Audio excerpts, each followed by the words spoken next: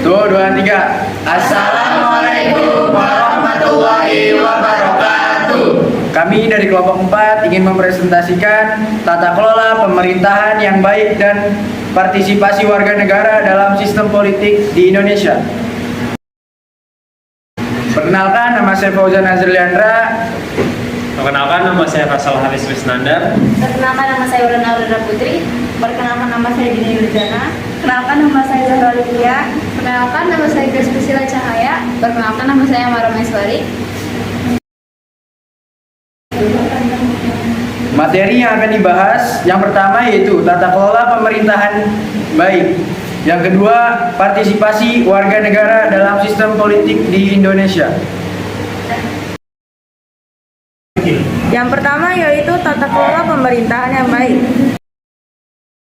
Menurut World Bank, tata kelola pemerintahan yang baik atau good governance adalah suatu penyelenggaraan manajemen pembangunan yang solid dan bertanggung jawab yang sejalan dengan prinsip demokrasi dengan pasar yang efisien.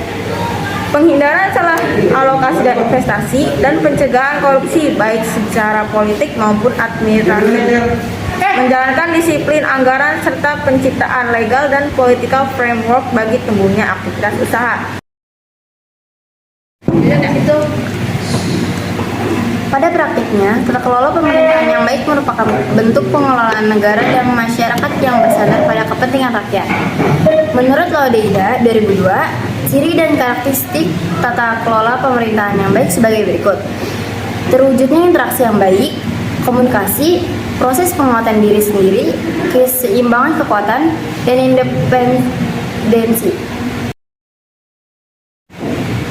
Tata pemerintah yang baik berkaitan dengan struktur pemerintahan mencakup hal-hal sebagai berikut.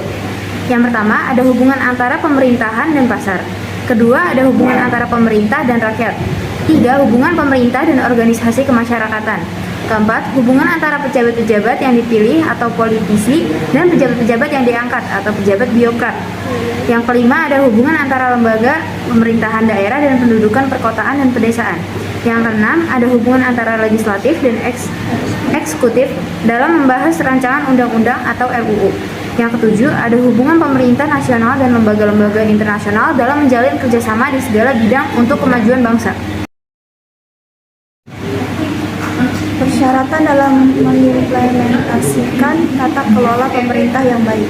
Mewujudkan efisiensi dalam manajemen pada sektor publik, terwujudnya akuntabilitas publik, tersedianya perangkat hukum yang memadai, adanya sistem informasi yang menjamin akses masyarakat terhadap berbagai kebijakan dan atau informasi yang bersumber baik dari pemerintah maupun dari elemen swasta serta LSM, adanya transparansi dalam perbuatan kebijakan dan implementasinya.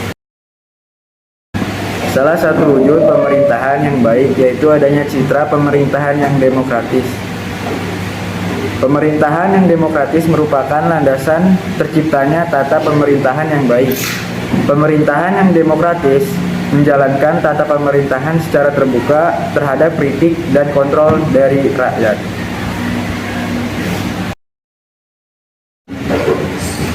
Dua, partisipasi warga negara dalam sistem politik di Indonesia. Partisipasi politik adalah kegiatan yang dilakukan oleh warga negara baik secara individu maupun dorongan dari pihak lain. Partisipasi politik bertujuan untuk mempengaruhi keputusan politik yang akan diambil oleh pemerintah agar keputusan tersebut menguntungkan. Partisipasi politik merupakan kewajiban yang harus dilaksanakan sebagai wujud tanggung jawab warga negara yang berkesadaran politik tinggi dan baik. Masyarakat politik memiliki ciri-ciri sebagai berikut. 1. Selalu ada kelompok yang memerintah dan diperintah. 2. Memiliki sistem pemerintah tertentu yang mengatur kehidupan masyarakat. 3. Memiliki lembaga-lembaga yang menyelenggarakan pemerintahan. 4. Memiliki tujuan tertentu yang mengikat seluruh masyarakat. 5. Memahami informasi dasar tentang siapa yang memegang kekuasaan dan bagaimana sebuah institusi bekerja dan lain-lain.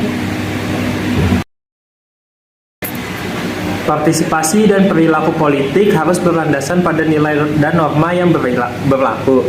Berikut contohnya. A. Di lingkungan sekolah, pemilihan ketua kelas, ketua OSIS, dan ketua organisasi ekstrakurikuler.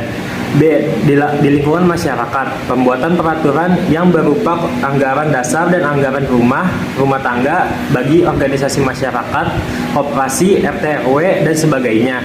C. Di lingkungan negara, pemilihan umum untuk memiliki anggota legislatif dan presiden.